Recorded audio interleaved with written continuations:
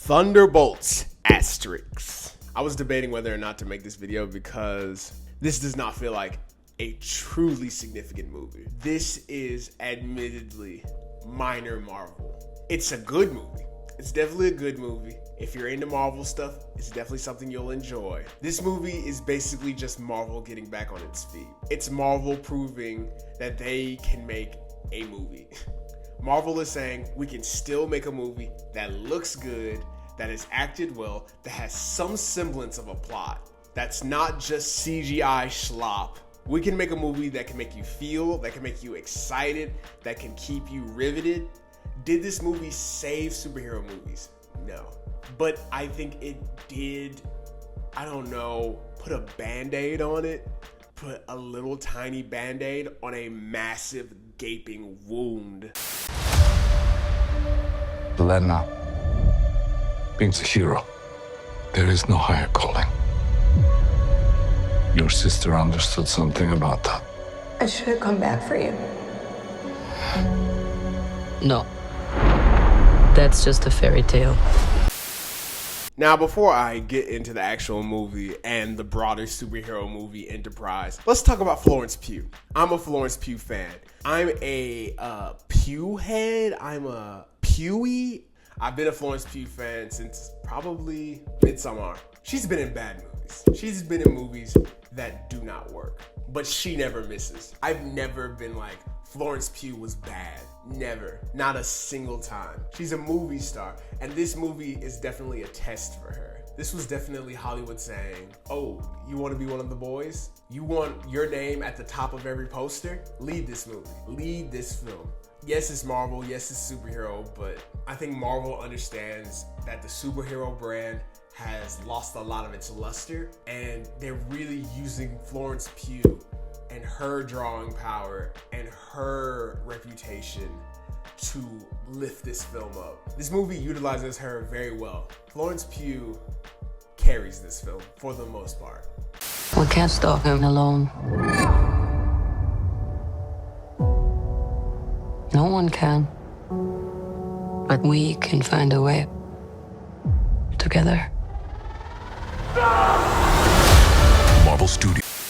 Now, before we go any further, I think I'm going to spoil this movie. If you don't want to spoil for you, go see it, I guess. Go see it sometime. But I think to meaningfully talk about this movie, we gotta sort of spoil it. So spoiler alert. Are you still here? That means you've seen it. Okay, so Thunderbolts. What's it about? It's the classic Marvel formula, you feel me? A ragtag band of mercenaries form an unlikely bond and learn the value of teamwork in order to take down a seemingly insurmountable force. This film is definitely a good version of that story. This film is very meta in a way. Besides maybe Florence Pugh, it's a lot of the discards, the refuse of the Marvel Cinematic Universe. The Thunderbolts basically consist of all the people Marvel basically forgot about. Walker from Falcon/Captain America and the Winter Soldier. When was the last time you thought about that dude since that fucking show? And then Ghost from Ant-Man, a character I thought was cool as shit and completely discarded for no fucking reason. Then they bring back Taskmaster, who was handled so poorly in the Black Widow movies, and then they discard her. They really did not like that character. They literally shoot her in the head. Don't even let her cook at all. They just kill her. Just like dispose of her completely. A very cool character with a lot of potential. Taskmaster has very cool powers, and it's not explained at all. It's shown a little bit. Oh yeah, Taskmaster has the power to, mimic all the Avengers' superpowers, but then just shot in the fucking head. I think killing Taskmaster was very much like, oh yeah, this is a very lethal movie. But then they don't kill anyone else. They just kill Taskmaster. Just to show, oh yeah, people can die in this movie. People can actually die in the Marvel Cinematic Universe forever. But there's going to be another Taskmaster. They're going to be like, oh yeah, we're going to borrow this Taskmaster that's much more comic accurate from this universe. Universe bloopity bloop 6974. No one's ever really dead in these fucking movies. The Thunderbolts also has Red Guardian, who's effectively the comedic relief for the film the entire time. And when he finally has the very sober, very serious moment, it feels a little unearned, but I think David Harbour is such a good actor that you believe it. And his chemistry with Florence Pugh is so great that you believe it. And then there's Winter Soldier, and Sebastian Stan is phoning it the fuck in.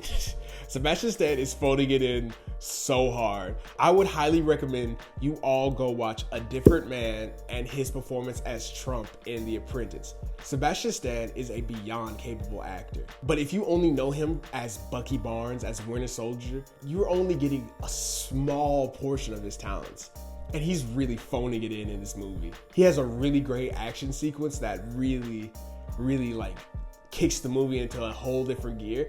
But whenever he has to talk, it's a little dry, it's a little too stiff. But that's also the character, that's also Bucky Barnes, that's also Winter Soldier, so he can get away with it. And then there's Bob. Bob, aka spoilers, Centurion.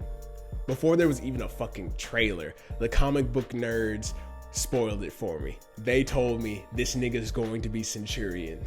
And Centurion is going to be the bad guy. He's going to be the Avengers level threat. The trailer low-key spoils it. And the movie telegraphs it hard as hell. As soon as Bob is introduced, it is very clear this nigga is going to be the bad guy. This nigga is evil. And in the end, they become the new Avengers. That's the asterisk in the title, if you didn't know. The nerds knew. The nerds knew, and they told me.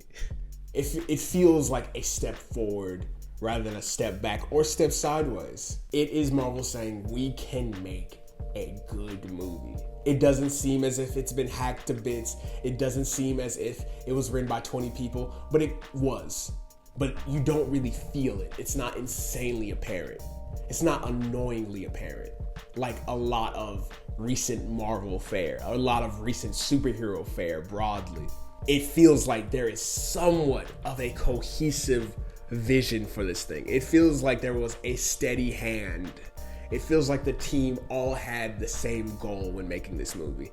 They wanted to make a straight down the middle, very clean, very easy hit. And they do take some risks in this film. They do some interesting shit. There were a few moments when it felt like the old Marvel again. When they first introduced the fact that Bob has powers, it felt like the old Marvel. It felt like, oh, I kind of want to clap. That was really fucking cool. It felt like they were getting back to their roots, but there are issues. Every dialogue scene for a lot of the movie was basically, this is who I am, this is who you are, this is who you are, this is what I am, this is who you are, this is my backstory, this is your backstory, this is my backstory, this is your backstory, and then quip. Here's like 5 minutes of improv comedy. The trained eye could see it. I don't know about the untrained eye, but the trained eye could see it. And it wasn't completely annoying. It did not make me insanely mad. It did take a star off of this movie. It took a star or two off of this movie. How bad some of the dialogue scenes were. It was a lot of the same Marvel shit, but it looked good and it was well executed and it was well done. So I could forgive it a little bit. I liked the actors. I liked the action. So the flaws of it weren't completely annoying. They did not take me out of it too much. But the flaws are definitely there. This is nowhere near a perfect movie at all.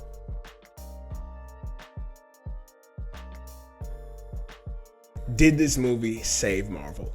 No. I don't think it was supposed to. I think this is not a significant Marvel movie. It's going to be mid-tier. Maybe upper mid-tier, but it's going to be mid-tier.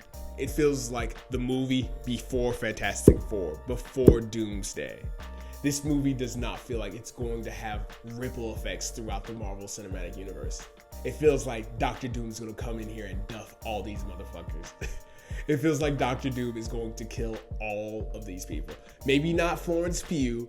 David Harbour is getting up out of there. David Harbour is fucking dead in the first 10 minutes of Doomsday. This movie, it's good. It's definitely good. But the way Marvel has conditioned us to watch movies, hurts it. With the whole linked cinematic universe, this movie just does not feel important, and so the stakes don't feel high. We're just waiting on Doomsday. The solo hero efforts that aren't Captain America, Iron Man, Spider-Man, they feel less significant. They don't feel like giant movies, and that's the cinematic universe problem. I'm just waiting for Fantastic Four. I'm just waiting for Avengers. Why do I give a fuck about the Thunderbolts besides I want to see a fun summer movie? They could grow so much more fucking money if they treated every single one of their movies like events again. I think they've definitely learned their lesson, and they're putting out less superhero movies, but still, are they just gonna put out Avengers movies now? Is it just gonna be Avengers 1, Avengers 2, Spider-Man 5, Fantastic Four 2, Black Panther 3? Are we not getting another Captain Marvel movie? Are we not getting another Shang-Chi movie? Eternals? Are they just like ixnaying all that shit? They just want $1 billion or nothing. I mean, that's Hollywood now. It's either $1 billion or you failed, or you didn't succeed as much as you're supposed to. This was a nice, solid movie. If it didn't have Marvel's The Thunderbolts above it, if it was just a regular ass movie that starred Florence Pugh and a bunch of other cool people, I think it'd be really successful. But I don't think this movie's gonna gross $1 billion. So they're gonna be like, oh God, Fantastic Four, please gross $2 billion. Please, Fantastic Four, gross $2 billion. Please, for the love of God, please, Doomsday, gross $2 billion. And I'm not sure if they will. They probably will. And I'll probably look like a fucking idiot. But this is a very important summer for superhero movies. This is a very, very, very important summer for superhero movies. And I think this was a nice beginning to it. This was a nice way to set it off.